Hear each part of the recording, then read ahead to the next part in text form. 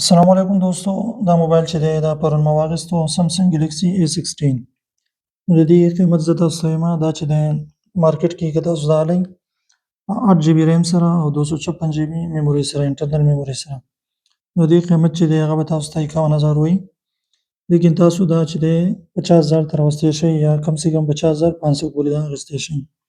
دا فاینل مارکیټ کې دې ریټ دی جولای 2025 کې. که تاسو اوس اخیستل غواړئ نو دا چې دی دا تاسو ته ما ریټ وایو، ریټ باندې تاسو چک کولی شئ. او د دې چې دی 8 جی بي ریم دی 256 جی بي دې میموري ده او کیمرې تاسو چک کولی شئ. دا دې کیمره ده. نو که بیا اخلئ نو دا ویډیو سره ضرور وګورئ تاسو ته دا قیمت چې دی هغه څه پته ولګي.